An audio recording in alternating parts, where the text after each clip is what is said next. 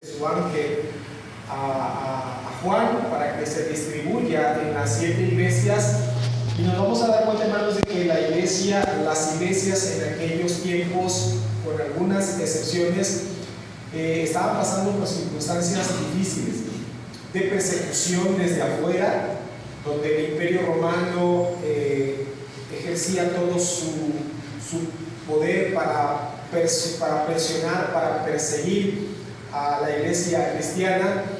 Pero no era el único obstáculo, no era el único peligro que las iglesias estaban pasando, sino los ataques desde adentro. El ataque externo por parte de la persecución, pero el ataque interno también, hermanos, donde la iglesia había permitido que algunas doctrinas equivocadas, algunas doctrinas no cristianas, que enfatizaban mucho el placer, la carne, se habían metido, se habían infiltrado dentro de la iglesia.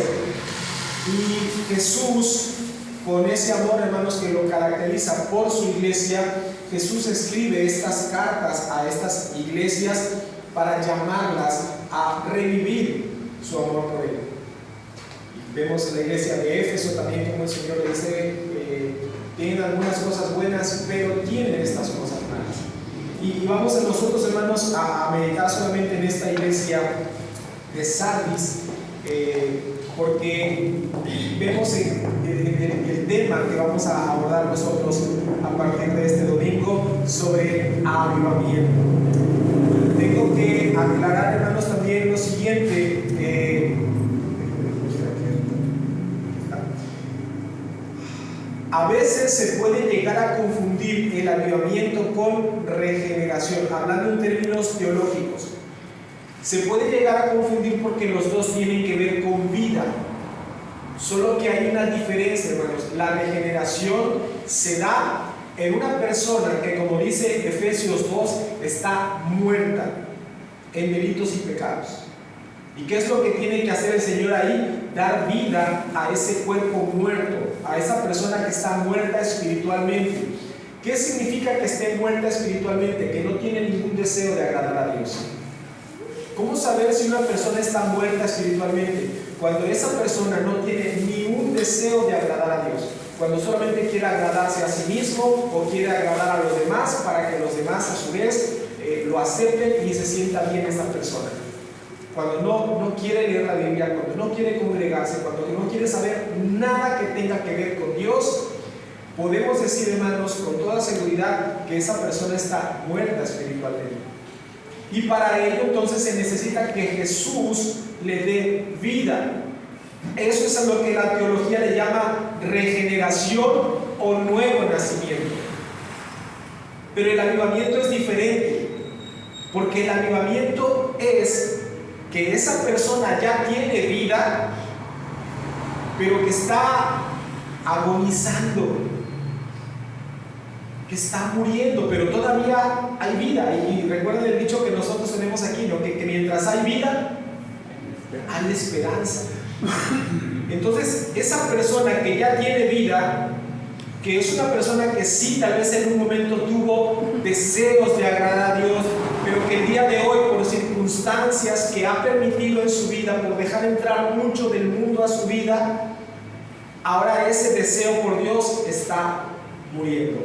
Esa persona necesita no una regeneración, porque ya tiene vida. Esa persona lo que necesita es un avivamiento, estimular la vida, revitalizar la vida que está allí.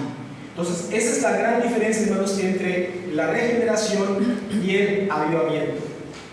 Y pensando en que voy a hablar a una iglesia que ama al Señor y que tiene deseos de agradar al Señor, es por eso que vamos a iniciar este tema sobre el avivamiento. Pero, hermanos, sin dejar también de lado de que hay personas que no necesitan un avivamiento, sino que necesitan una regeneración. Así que aunque me voy a enfocar más hacia lo que es la iglesia con respecto al avivamiento, hermanos, no voy a dejar de lado el otro aspecto que es la regeneración. Así que vamos a orar, hermanos. Bendito Padre, gracias te damos porque hemos podido cantar, leer, orar, Señor, buscando que tú seas glorificado en la vida de tu iglesia, Señor, que tu iglesia sea edificada por medio de tu palabra. De hoy, Señor, el día de hoy, en este pasaje de la Escritura, pidiéndote, Padre, como hemos cantado, avívanos, Señor, porque reconocemos que tal vez ese amor, ese deseo de agradarte, Señor, ha estado fluctuando. Hay días en que queremos hacerlo, hay días en los que no. Necesitamos, Señor, ser revitalizados por medio de tu Espíritu Santo, a través de tu palabra, Señor. Que esto que hemos cantado, sea nuestra oración constante, y que tú nos avives, concedas a esta iglesia el avivamiento, Padre Celestial, no para nuestra gloria, sino para la gloria tuya. Lo pedimos en Cristo Jesús. Amén. Bien, hermanos, es el tema de Apocalipsis. Sabemos que es preparar a la iglesia, consolar a la iglesia, hermanos, porque como he comentado, la iglesia cristiana de los primeros siglos estaba pasando por situaciones muy difíciles, estaban teniendo este peligro desde afuera, pero también el peligro desde adentro. Y Jesucristo no deja sola a su iglesia. Él se presenta como aquel que camina entre los 7 candeleros, y estos 7 candeleros están representando a la iglesia. Y el hecho de que Jesucristo se presente como el que camina con los 7 candeleros, Él está diciendo: yo estoy con la iglesia. Él está diciendo de una manera metafórica lo que dijo en Mateo 28: yo estoy con vosotros todos los días hasta el fin del mundo. Y eso es lo que ve Juan ahora en esta visión. Ve que Jesucristo está caminando entre los 7 candeleros. Jesucristo está con la iglesia todos los días hasta el fin del mundo. Y es importante cómo Cristo se presenta a cada iglesia de estas 7 que se menciona con una característica en particular. Porque por lo general, esa característica con la que Él se presenta es lo que la iglesia está necesitando. Y miren, en este mensaje, Jesús se presenta a la iglesia de Sardis, y Él se presenta de la siguiente manera. Dice: el que tiene los 7 espíritus de Dios y las 7 estrellas, dice esto. El que tiene los 7 espíritus. ¿Qué es un espíritu, hermanos? No me contestan. Pero recuerden que hay un pasaje donde Cristo dice: el Espíritu es el que da vida. Y por eso Él se está presentando aquí como el que tiene los 7 espíritus, porque está hablando que Él tiene vida en plenitud. ¿Y por qué Jesús se presenta así? Porque es precisamente lo que le hace falta a esta iglesia. Le hace falta vida, le hace falta vitalidad. Entonces Él se presenta de entrada como aquello que la iglesia está necesitando, y luego va a exponer el por qué Él se presenta de esta manera. Y vamos a ver entonces aquí, hermanos, que hay una necesidad de avivamiento para esta iglesia. Ahora yo quiero, hermanos, que hagamos lo siguiente. Estamos hablando de una iglesia que efectivamente existió. La iglesia de Sardis no es algo simbólico, no es algo metafórico, no, la iglesia de Sardis realmente existió. Los registros históricos, los registros geográficos y arqueológicos, como dicen por ahí, dan fe de que esta iglesia realmente existió. Es decir, en esta ciudad de Sardis hubo una comunidad de cristianos a las que Cristo dirigió estas palabras. Y Jesús le dice a esta iglesia lo siguiente. Ahora les enseño qué es lo que yo quiero que nosotros hagamos. Que aunque es verdad que está dirigiendo Jesucristo sus palabras a una iglesia que existió hace muchos siglos, hermanos, al final de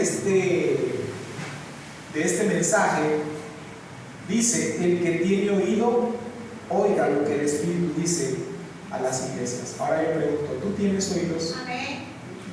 Entonces esto no solamente es para la iglesia de Sardis, hermanos, esto es para todos los que tienen oído dentro de los que son la iglesia de Cristo. Así que no pensemos que ese mensaje es para Sardis, pero no es para nosotros, no, hermanos. Este mensaje fue para Sardis, pero es para nosotros como iglesia local, pero es para nosotros de manera individual. Así que yo quiero pedirte eso, que no pienses que esto es un mensaje para una iglesia de hace muchos siglos.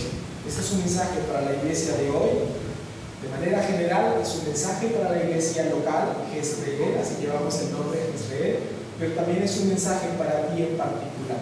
No cierres tus oídos. ¿Tienes oídos para oír? Oye lo que el Espíritu Santo tiene para decirte el día de hoy.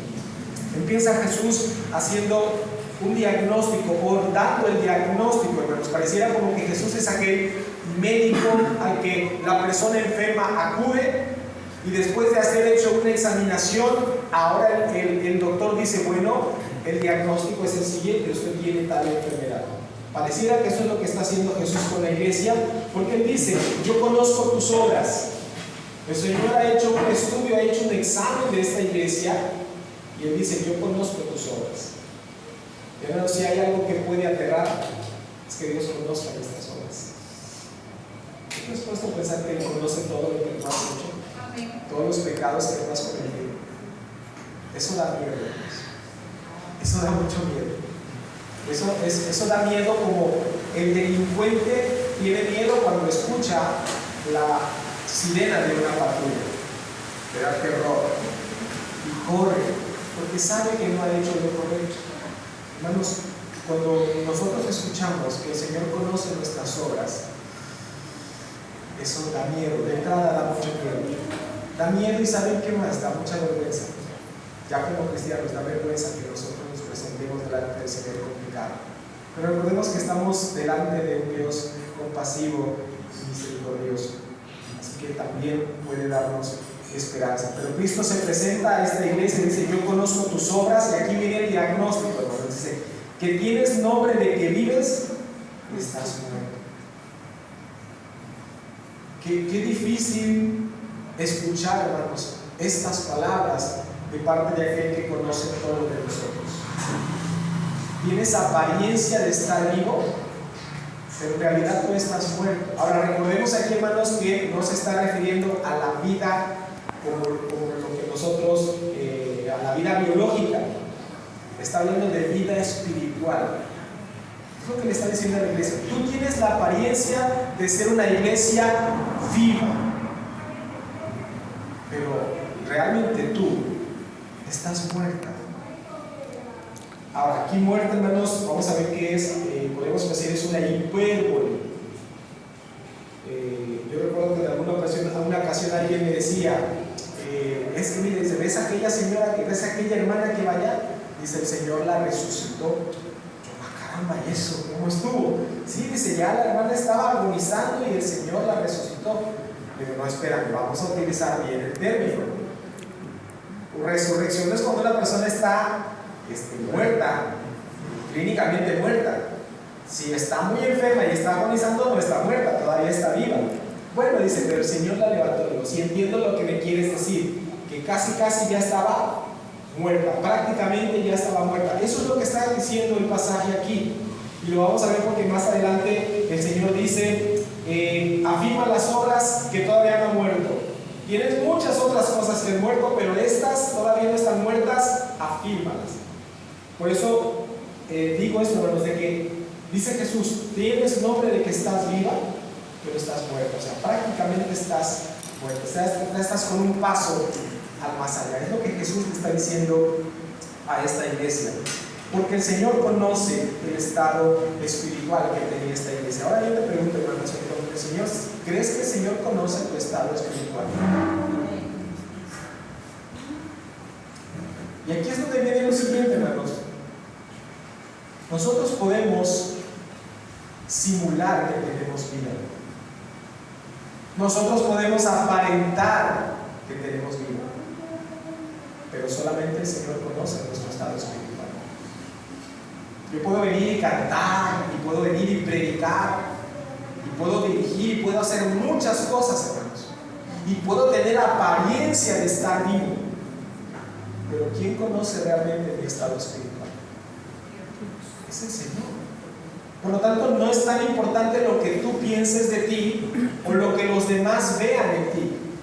Lo importante es el diagnóstico que el Señor dice de ti. ¿Tienes vida espiritual? ¿O tienes solamente la apariencia de estar vivo, pero realmente estás muerto? Hermanos, yo no sé, nunca me ha tocado ver a una persona que está en estado de coma, yo no sé. No lo he visto personalmente. He escuchado de personas que están en estado de coma.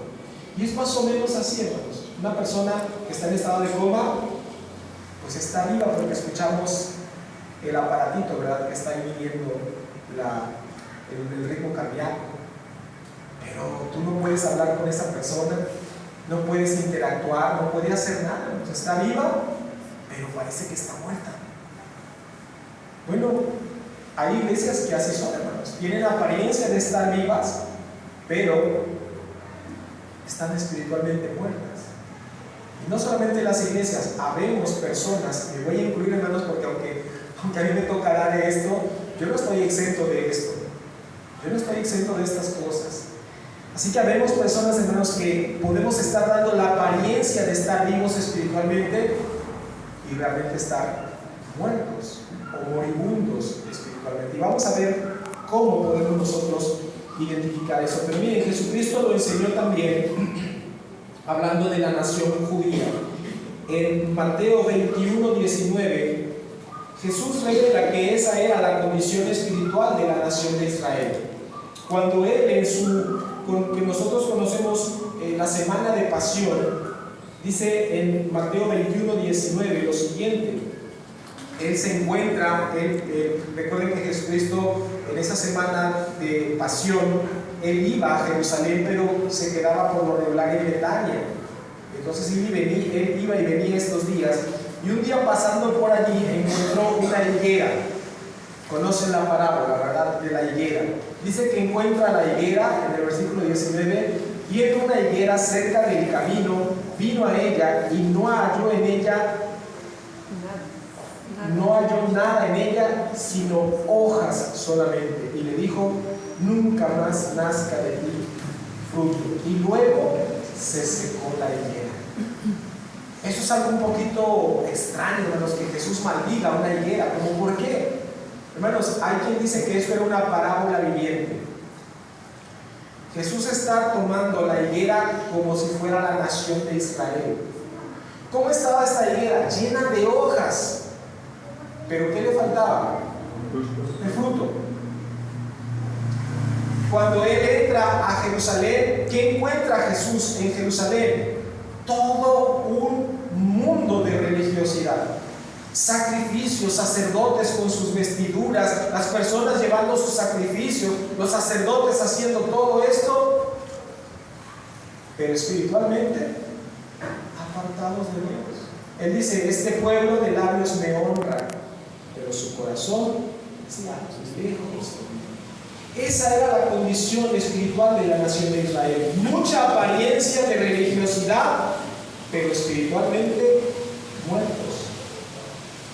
Y Jesús va a ver que esta iglesia de Sardis está en la misma condición.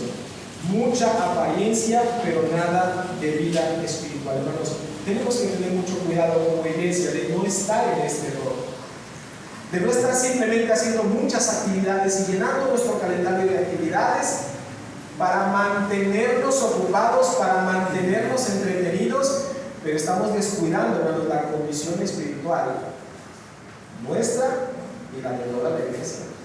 Las actividades que nosotros planeemos tienen que estar enfocadas precisamente a eso, hermanos, a edificar vidas, a traer avivamiento a las personas, a los creyentes. No solamente llenar un calendario con actividades. Eso, hermanos, lo podemos hacer y podemos ser bastante buenos en ese sentido. Y podemos llevar a cabo, hermanos, un montón de actividades, campañas, remodelación de templo, compra de nuevo equipo. Podemos esforzarnos y hacer eso, hermanos, y no es que esté mal. El problema es cuál es la condición de nuestro corazón, cuál es nuestra condición espiritual. Porque Dios no nos va a evaluar: oye, mira, allá en el cielo, a ver, Jezreel, pasa lista y pasa Jezreel. No, pues tuviste un templo muy bonito, muy lujoso, muy adornado, un buen grupo de alabanza, una buena predicación. No, hermanos, porque el Señor va a ver es la condición espiritual en la que estamos. ¿Cuál es la condición espiritual que nosotros tenemos. ¿Cómo se llega, hermanos? ¿Cómo se llega a una condición espiritual de muerte? ¿Creen ustedes que se llega de la noche a la mañana? ¿O creen ustedes que esto es gradual? Esto es gradual, hermanos. Por eso es tan importante, porque tal vez algunos podrían pensar, pero no es nuestro caso, como iglesia local no es nuestro caso. Hermano, no nos confiemos. No nos confiemos.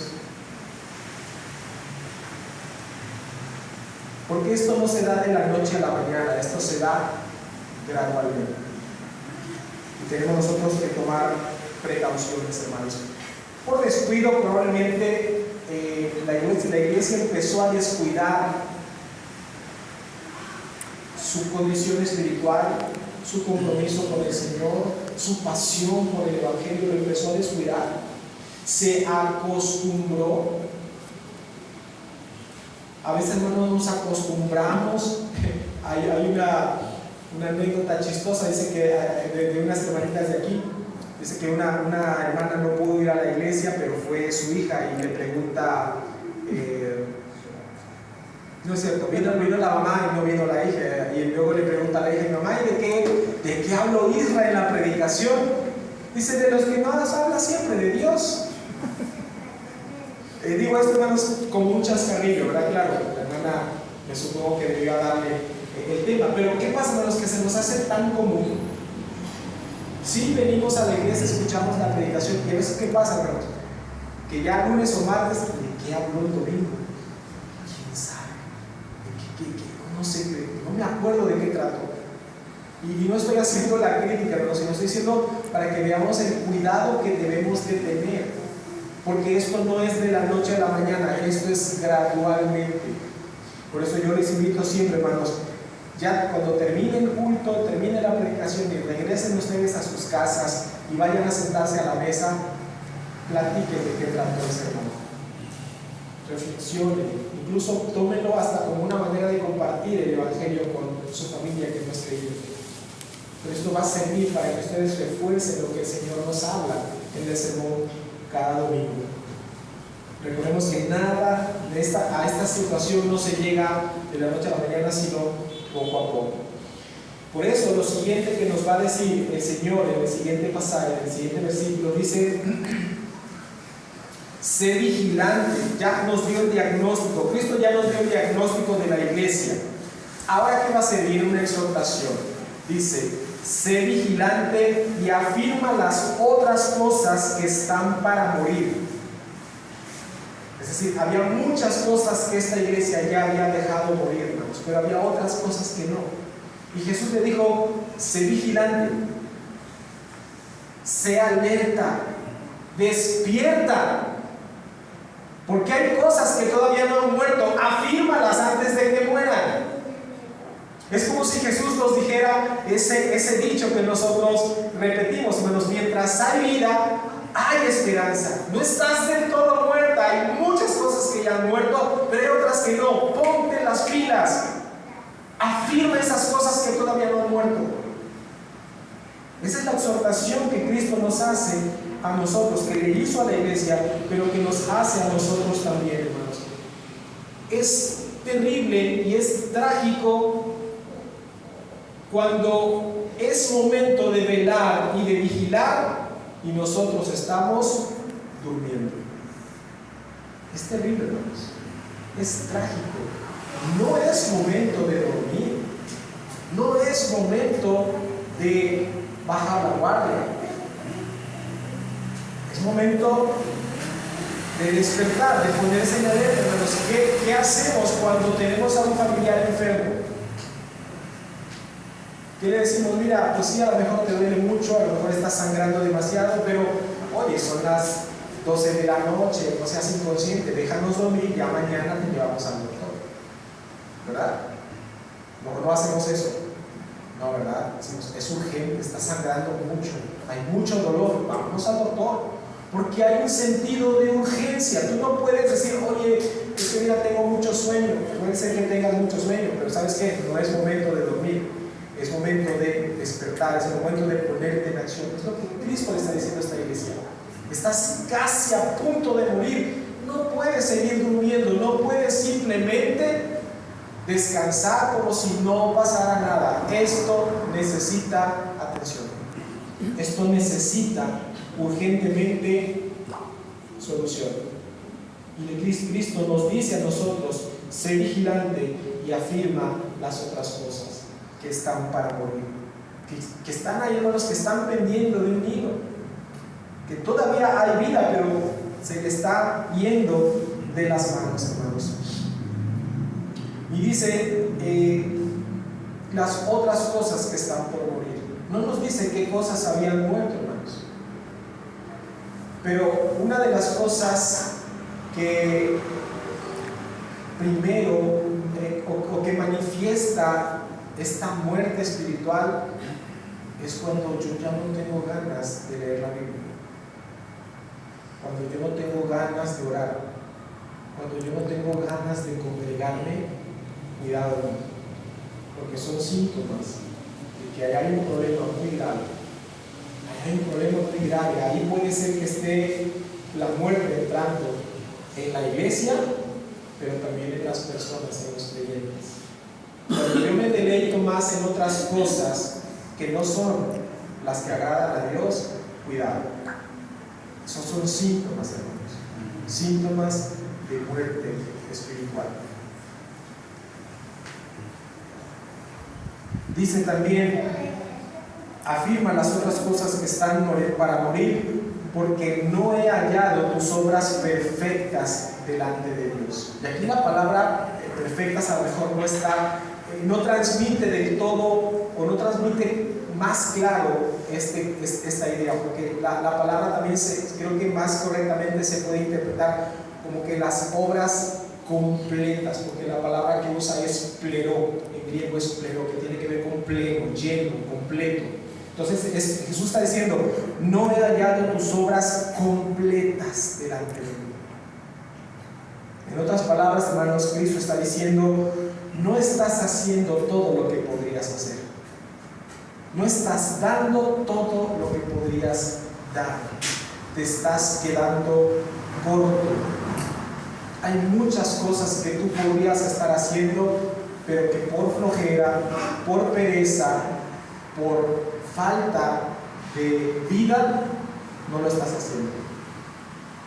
Estás escondiendo el talento que se te ha dado. Esto, hermanos, también es un síntoma de muerte espiritual. ¿Cómo está tu servicio? ¿Cómo está nuestro servicio a Cristo, hermanos? ¿Estás haciendo realmente todo lo que tú podrías hacer por Él? ¿Estás ocupando todo tu potencial para servirlo? ¿O somos de los que decimos: pero es que ya estoy cansado, es que ahí se va? Incluso una de las cosas que yo recuerdo que aprendí por ver a los demás, que no es correcto y que no lo transmito, hermanos, es que cuando había alguna participación, hermanos, ¿alguien quiere participar? Sí, yo, hermano, ya participaba y no se preparaba, iba a cantar pero no había preparado el canto, no se sabía la letra. Bueno, presentaba su participación, salía, hermanos, es para la gloria del Señor, como diciendo: el Señor que se conforme con esto, el Señor es bueno y el Señor va a recibir bien esta alabanza. Hermano, si es para el Señor, dale lo mejor, hazlo con todo tu corazón y prepárate bien, porque es para el Señor. Dios en el Antiguo Testamento critica a los judíos porque Él les decía: mira, a mí como sacrificio, ¿qué me traes? Me traes el animal enfermo, tuerto, cojo. Ese es el animal que traes para mí como ofrenda.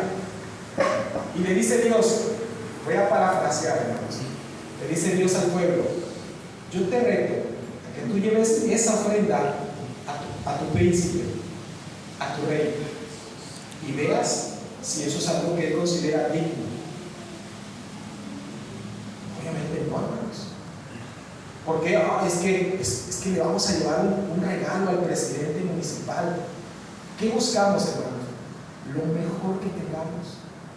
Yo recuerdo que en alguna ocasión alguien dijo: oye, es que viene la alcaldesa de tal lugar, hay que regalarle una Biblia. Y había una Biblia así como esta. No, la Biblia, la otra, la grande, la de 2,000 pesos, esta de 400, no, aquella de 2,000 pesos. ¿Por qué? Porque es para la alcaldesa. ¿Sí, hermanos? Porque, y no está mal, está bien. Pero ¿por qué no hacemos lo mismo con el Señor? ¿Por qué al Señor le estamos dando ahí como salga? Y a nuestros líderes, yo sé que ¿cómo le vas a presentar eso al presidente? No, dale algo bueno, algo que valga la pena, algo que sea digno de él. Hermanos, Cristo está diciendo aquí a la iglesia: tú no has hecho las obras que deberías hacer. Las obras que tú estás haciendo no están completas, no estás dando lo que realmente tú podrías estar dando.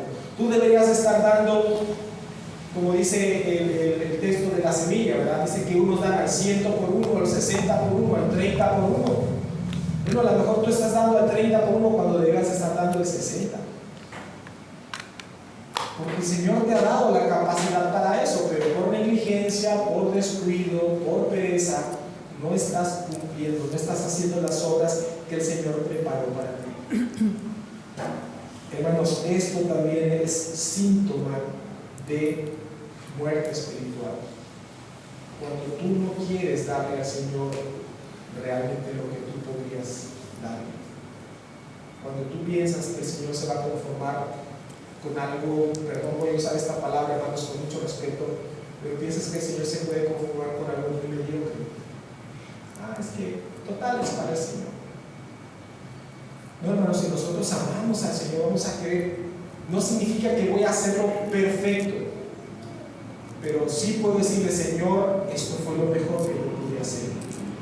Esto es lo mejor, Señor, de acuerdo a mis capacidades, de acuerdo a los recursos que tú me has dado, Señor. Esto ha sido lo mejor que yo pude hacer. Y no decir: mira, Señor, sí, tuve tiempo de prepararme, tuve tiempo para practicar, pero me digo flojera. Es que invertí mucho tiempo, Señor. Pero pues ahí está lo que me salió. Esto no es digno, hermanos. Esto no es digno del Señor. Tu servicio a Cristo es un medidor, no el único, pero sí es un medidor de tu vida espiritual. ¿Quieres medir cómo está tu vida espiritual? Evalúa cómo está tu servicio para con el Señor. Y no es algo que tengas que hacer forzosamente ahorita. Puede ser en tu casa, en la tranquilidad. Reflexiona: ¿cómo está mi servicio al Señor? ¿Qué estoy haciendo para la obra del Señor? Primero, si tú encuentras aceptable las cosas que estás haciendo, gloria a Dios por ello. Pero si tú encuentras que en tu servicio tú dices: yo pude haber hecho más, yo pude estar haciendo, yo puedo hacer más por el servicio del Señor, mi hermano, arrepiéntete y dile al Señor que te ayude a que tus obras estén completas, que tú puedas presentar al Señor un servicio agradable al Señor en base a lo que Él te ha dado. Esa es la exhortación, hermanos. Ahora viene el consejo que el Señor nos da para salir de esa mortandad o de ese, ¿cómo se diría? Esa cosa mortecina que está en nosotros, hermanos. ¿Qué es lo que el Señor nos dice? Acuérdate pues de lo que has recibido y oído y guarda. Acuérdate de lo que Él ya te ha dado, acuérdate de lo que ya tienes. Y esto es bien importante, hermanos, porque muchas veces nosotros tendemos a olvidar las cosas que el Señor nos da. Tendemos a olvidar esto. Y Javier decía hace un rato: la ingratitud es la amnesia del alma. Y es verdad, a veces por eso no servimos al Señor. Nos olvidamos de lo que ha hecho por nosotros. Nos olvidamos del sacrificio tan cruel que Él sufrió a nuestro favor. Nos olvidamos de las cosas que Él ha logrado: la justificación de nuestros pecados, la adopción en la familia del Señor, la santificación que Él está llevando a cabo en nuestras vidas, la provisión que Él tiene para con nosotros todos los días. Se nos olvida. Y como se nos olvida, entonces nosotros empezamos a volvernos malagradecidos. Y empezamos a volvernos quejumbrosos. Nos quejamos por lo que no tenemos y olvidamos lo que ya tenemos. Y eso es lo que el Señor está diciendo. Recuerda lo que has recibido. Recuerda el Evangelio cuando se te predicó y lo feliz que estabas de que tus pecados fueran perdonados. Recuérdalo. Recuerda esas palabras que, como dijera Pedro, solamente en ti hay palabras de vida eterna. Recuerda eso. Pero no solamente recuérdalo como algo bonito que pasó, dice recuérdalo y guárdalo. ¿Y eso qué significa? Que yo voy a guardarlo en mi bolsa. No, guardarlo significa cúmplelo, llévalo a cabo, vívelo. Bueno, yo por eso no me canso de predicar el Evangelio cada vez que predico. Porque yo podría dar por hecho que ya todos conocen el Evangelio y que ya el Evangelio está en ustedes y está trayendo los beneficios. Pero hermanos, a mí mismo me pasa cuando yo estoy en alguna dificultad, en alguna tribulación, yo me olvido del Evangelio, hermanos. Se me olvida, me concentro tanto en mi situación que me olvido del Evangelio. Y a veces es a través de la Biblia, a través de alguna plática con mi esposa, a través de alguna plática con ustedes, que sale a la plática el Evangelio y digo, Señor, gracias. Gracias por recordarme ese glorioso Evangelio que tanta paz trae a mi corazón en medio de esa dificultad. Por eso el Evangelio no solamente es, el Evangelio no es para una sola ocasión, hermanos. El Evangelio es para toda la vida, cada día. Y Cristo está diciéndole a la iglesia y nos dice a nosotros también, recuerda lo que has recibido, recuerda lo que has oído y ponlo en práctica. Guárdalo, ponlo en práctica. Porque por la negligencia o por la ociosidad, como veíamos el miércoles en el estudio de grupos pequeños, tendemos, hermanos, a olvidar estas cosas. Yo recuerdo que en alguna ocasión un niño, que ya no es niño, ahora ya es un hombre, Germán, se quebró el brazo, ¿verdad? Creo que fue el brazo el que se quebró, no recuerdo si fue el derecho o el izquierdo, y lo tuvo empezado, no recuerdo cuántos meses, hermanos, 2 meses. Y cuando a él le quitaron el yeso, a él le costaba trabajo, hermanos, levantar el brazo, mover la mano. 2 meses que no lo utilizó fueron suficientes para atrofiar la movilidad de su brazo. ¿Qué quiero decir con eso, hermanos? Que si tú no estás ejercitando tu vida, tus dones para el Señor, se van a atrofiar. Un miembro que no se moviliza, se atrofia. La pregunta, hermanos, es ¿cómo está tu vida? ¿Cómo está tu estado espiritual? ¿Está activo o se está atrofiando? Por la inactividad. ¿Se está atrofiando o lo mantienes en su estado óptimo mediante la ejercitación? Es para que nosotros reflexionemos, hermanos. ¿Qué más nos dice el Señor a nosotros? Dice, acuérdate de lo que has recibido y oído y guárdalo. Y algo importante, dice, y arrepiéntete. Es decir, vuelve. También, hermanos, el arrepentimiento no solamente es la primera vez que escuchamos el Evangelio. El arrepentimiento es toda la vida. Por eso Dios, aquí Cristo le está hablando a una iglesia, hermanos, que tengan en cuenta esto. No era un grupo de incrédulos, de paganos, era un grupo de creyentes. ¿Y qué les está diciendo? Arrepiéntete. ¿Por qué? Porque ellos se habían apartado del Señor. La idea aquí de que vuélvete, ¿a quién le digo que se vuelva? A alguien que se ha alejado. A alguien que está aquí no le digo, vuélvete porque ya está aquí.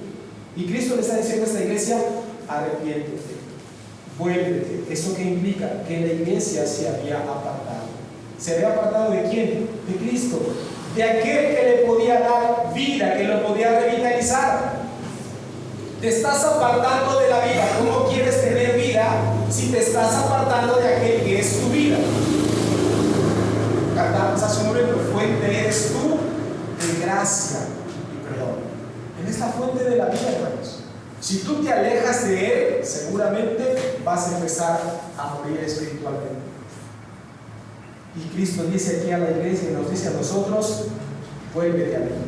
Yo soy el que puedo revitalizarte, soy el que puede avivarte. Vuélvete a mí. No encontrarás vida en ningún otro lugar si no es solamente en mí. Así que vuélvete. No pienses, no hay prisa. Miren lo que dice: vuélvete o arrepiéntete, porque si no velas, vendré sobre ti como ladrón y no sabrás a qué hora vendré sobre ti. ¿Qué está diciendo Jesús? Está diciendo a la iglesia: búscame, vuélvete. No pienses que tienes mucho tiempo para hacerlo, porque en cualquier momento puedo venir a ti y voy a venir para traer juicio sobre ti. Porque ese es el error que muchas veces nosotros tenemos, hermanos. Tenemos mucho tiempo para arrepentirnos, mucho tiempo para buscar a Dios. Y ese es un engaño, ese es un espejismo. ¿Por qué? Porque tú no sabes realmente si tú vas a tener vida el día de mañana. Yo ruego a Dios, hermanos, que todos los que estamos hoy aquí, los que nos están viendo allá en sus casas, tengan vida para el día de mañana y para muchos días más. Pero eso yo no lo sé, es solamente un deseo que yo tengo. Puede ser, hermanos, que el día de mañana tengamos que estar viendo a sepultar a alguien. No conocemos el futuro, no tenemos el mañana asegurado. Por eso Cristo le dice con urgencia a la iglesia: búscame, porque si no vendré a ti como ladrón, no sabrás cuándo vendré sobre ti. Cristo nos está diciendo: vuélvete a mí, búscame. No creas que tienes mucho tiempo para esto. Hazlo ahora. Hay urgencia en buscar al Señor. Si tú te alejas de Él, que Él es la vida, vas a morir espiritualmente. Búscalo, pero búscalo con urgencia. Búscalo hoy, porque tú no cuentas con el mañana.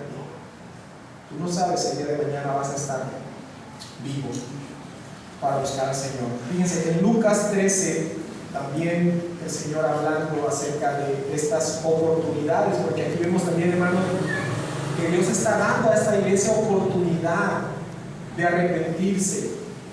En Lucas 13, del 6 al 9, Jesús nos cuenta lo siguiente, hermanos. La parábola dice de la higuera estéril.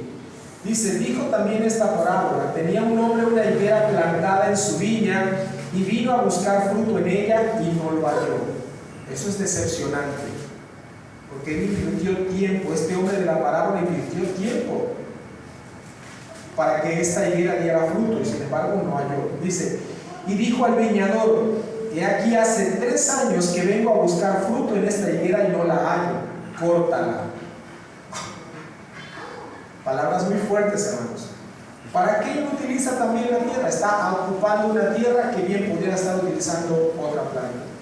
Él entonces respondiendo le dijo: Señor, déjala todavía este año, hasta que yo cabe alrededor de ella y la abone. Y si diere fruto, bien, y si no, la cortarás después. ¿Qué está hablando, hermanos? De juicio. Está hablando de juicio después de que Él ha dado oportunidad. Después de que el Señor ha acabado alrededor de esta higuera, ha acabado alrededor de esta iglesia y la ha abonado para que la higuera y la iglesia crezca y dé fruto. ¿Y qué pasa?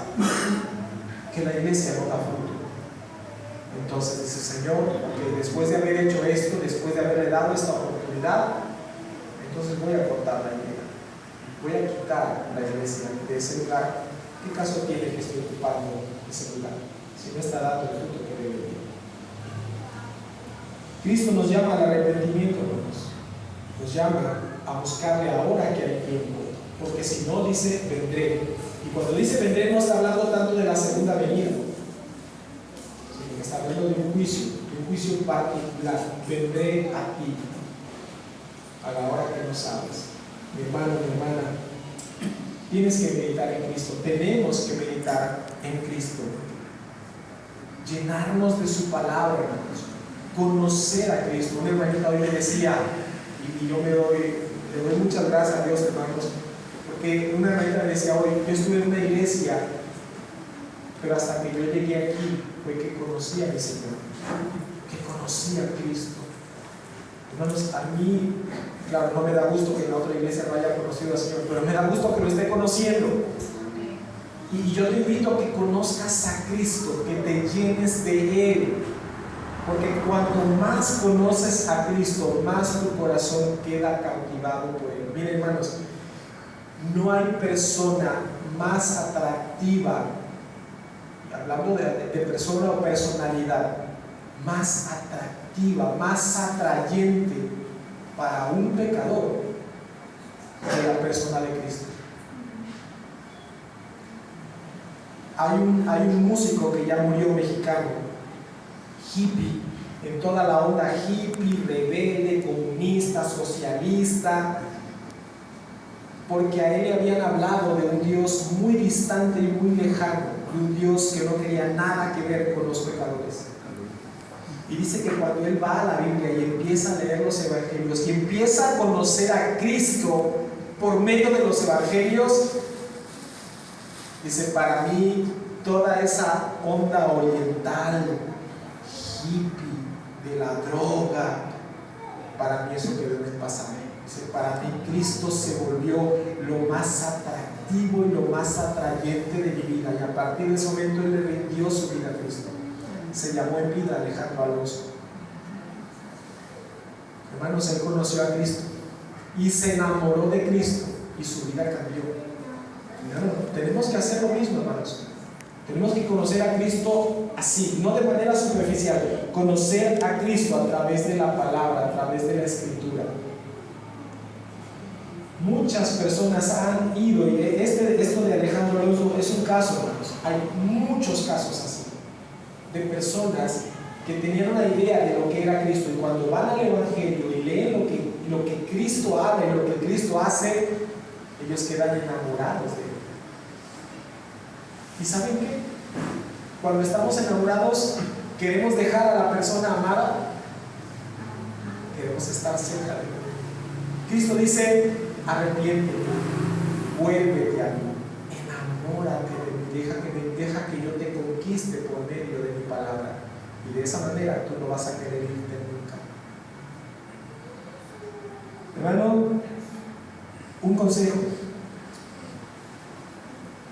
invierte en esto, invierte en conocer a Cristo, invierte el tiempo, pero invierte también en un buen libro.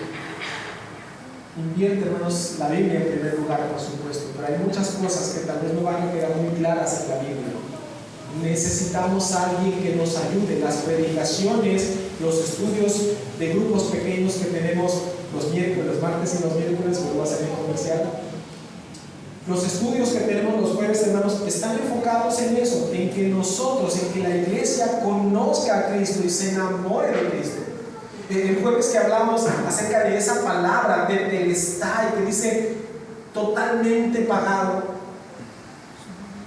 Yo estoy de este lado y yo los veo a todos. Ustedes tal vez no se están viendo entre ustedes porque me están viendo a mí, pero yo los estoy viendo a ustedes, hermanos, y yo veía las caras de gozo en ustedes cuando escuchaban esto, pagado en su totalidad.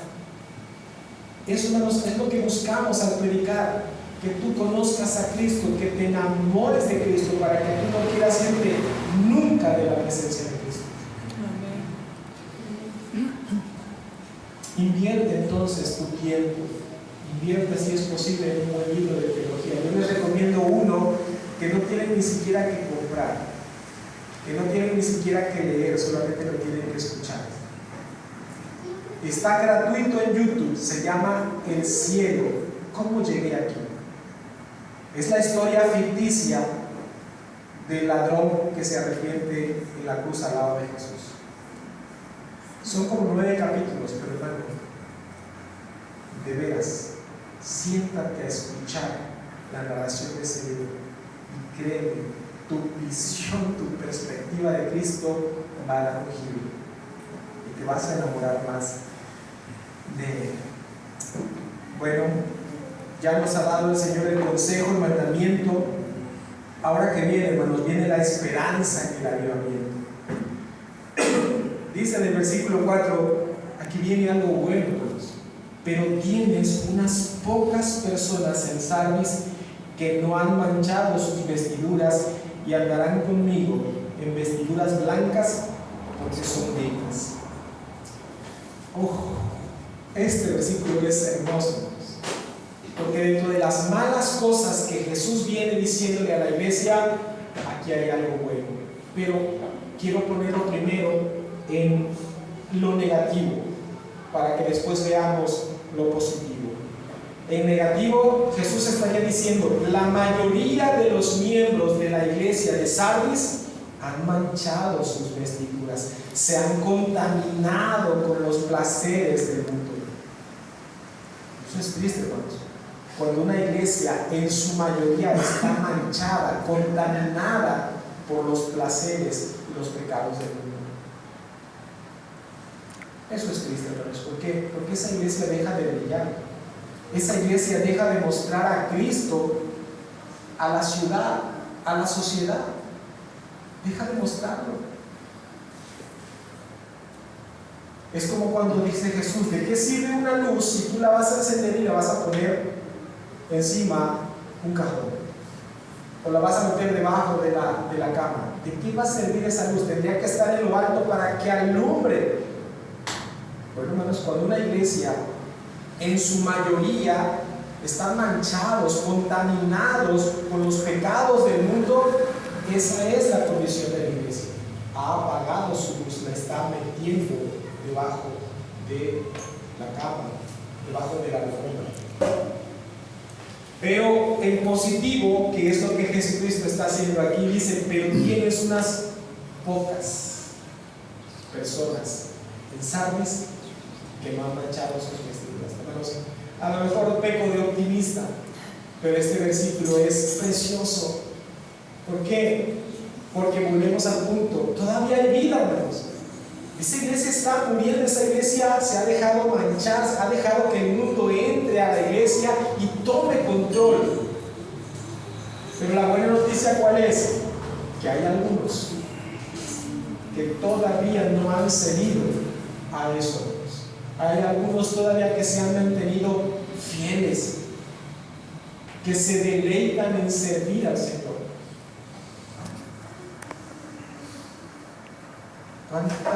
¿Cuánta falta hacen personas así? Que en una iglesia marquen la diferencia. Que en una iglesia sean como esas personas en las que nosotros podemos decir, sí, yo sigo creyendo en el Señor porque veo que todavía hay personas fieles a Él. Veo que todavía hay personas que se mantienen fieles creyendo en el Señor, a pesar de que la mayoría ya se ha volcado hacia el mundo, pero aún hay personas fieles. Y por eso sigo creyendo en el Señor, sigo manteniendo mi fe en Cristo. Porque esto hace, hermanos, que la iglesia se mantenga todavía en pie. Es deber de los líderes de esta iglesia afirmar a las personas así, ayudarlas, hermanos, a que ese testimonio sirva para contagiar a los demás. Dice Jesús que un poco de levadura leuda toda la masa. Y las mujeres mayormente que utilizan esto, ¿verdad? Se dan cuenta de eso. Van a hacer un pan o van a hacer algo, mezclan la harina, o dejan ahí que pasa poco tiempo, esa porción de harina ya se duplicó. ¿Por qué? Porque ya está la levadura haciendo su trabajo, lo llena todo, hermanos, lo toca toda, la levadura toca toda la harina, de manera que la transforma.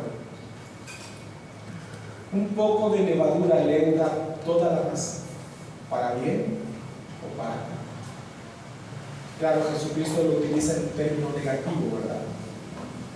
Pero también se puede usar en término positivo, hermanos. Con esas pocas personas que no han manchado sus vestiduras, el Señor puede hacer de esta iglesia una iglesia que viva otra vez, que tenga vida, vitalidad, que esté una iglesia no solamente en apariencia viva por todas las actividades que realiza, sino una iglesia verdaderamente viva, porque sus deseos son de agradar al Señor. ¿Cuánta falta, cuánto necesitamos más personas así? Pregunto, hermanos y hermanas, con mucho respeto y con mucho cariño, ¿quieres ser tú de esas personas? ¿Quieres ser tú de esas personas que no han manchado sus vestiduras? ¿Quieres ser tú de esas personas que den soporte a los demás hermanos? Yo ruego al Señor que sí. Yo ruego al Señor que ese sea nuestro caso, hermanos. Que no seamos, y si somos, hermanos, de los que hemos manchado nuestras vestiduras, el Señor nos dice: arrepiéntete, búscame, yo me encargaré de limpiar tus vestiduras.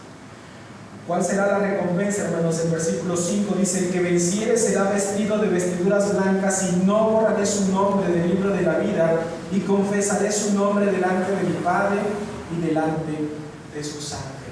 La recompensa por el avivamiento, hermanos. Primero dice que será vestido de vestiduras blancas. ¿Y esto qué significa? Serás vestido con la justicia de Cristo. No tu propia justicia, porque tú no puedes lograr tu propia justificación. Tú no puedes presentarte justo delante del Señor porque tienes pecado. Pero sabes que el Señor ha prometido vestirte con su justicia, una justicia perfecta, una justicia completa. ¿Qué más habla cuando dice no borraré su nombre del libro de la vida? ¿De qué está hablando, hermanos? Seguridad de salvación. Puedes estar seguro que tu nombre está en el libro de la vida y que seguirá allí. ¿Eso de qué habla, hermanos?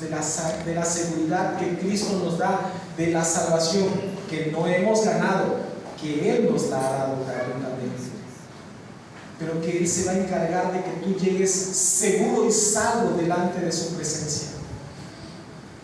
¿Y qué más, hermanos? Algo que me pareció. Dice: y confesaré su nombre delante de mi Padre y delante de sus ángeles. ¿Qué significa esto, hermanos? Pertenencia.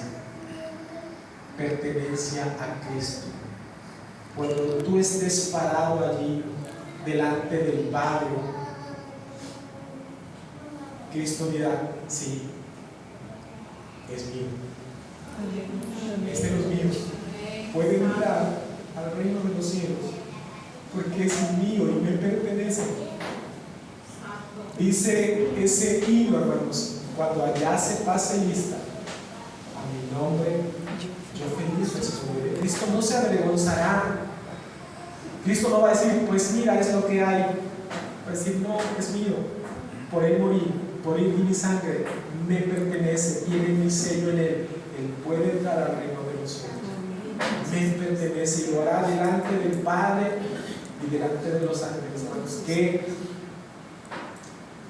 Qué gloriosa emoción saber que Cristo no nos va a negar, nos va a confesar delante de su Padre para darnos entrada a su reino celestial por toda la eternidad, hermanos. Créanme que eso fue para mí, me conmovió mucho, porque yo veo mi propia condición, mi propio pecado, y digo: Señor, si por mi propio pecado yo fuera juzgado, yo no tendría esperanza de escuchar esas palabras de Jesús que dice: venid benditos de mi Padre. Por mi propio pecado yo escucharía: apartados de mí al fuego eterno. ¿Qué es lo que hace la diferencia? Cristo, el sello de Cristo en mi vida, que Cristo me reconozca como suyo. Hermanos, eso hace toda la diferencia, y de verdad literalmente hace la diferencia entre el cielo y el infierno. El que Cristo te reconozca como suyo hace la diferencia entre el cielo y el infierno. Y es lo que Cristo promete a quien, aquellos que venzan, aquellos que luchen, aquellos que clamen por Él, por avivamiento cuando están muriendo espiritualmente. Eso es lo que promete Cristo para su iglesia. Finalmente, hermanos, recuerdo que Cristo se presenta como el que tiene los 7 espíritus, para que la iglesia recuerde que si quiere vida, solamente la puede encontrar en Cristo. No la puede buscar en otro lado, sino solamente en Cristo. Una promesa que hace también el Señor en el libro de Isaías. Isaías capítulo 42. Esto, hermanos, para aquellos que están afligidos, para aquellos que están cansados, aquellos que están afligidos por el pecado, hermanos, aquí hay buenas noticias para nosotros. Muchas veces hay personas que dicen, no, es que yo no quiero ir a la iglesia porque estoy lleno de pecado. Mi hermano, es cuando más necesitas venir a la iglesia. Hay algunos que no son creyentes y dicen, es que yo no quiero ir a la iglesia porque estoy sucio. Amigo, ven a la iglesia, es cuando más necesitas venir a la iglesia. Pero muchas veces no quieren venir porque dicen, no, es que probablemente el Señor me rechace, probablemente el Señor no me reciba. Aquí hay una palabra para ti. Isaías 42:3 dice, no quebrará la caña cascada, ni apagará el pabilo que humeare. ¿Qué quiere decir esto? Que hay personas que estamos como esta caña quebrada, doblada. El peso del pecado es tan fuerte que nos ha doblegado y nos tiene en el piso. Nuestro ánimo es tan poco como esa vela que está humeando a punto de apagarse, a punto de extinguirse. ¿Cuál es la promesa del Señor?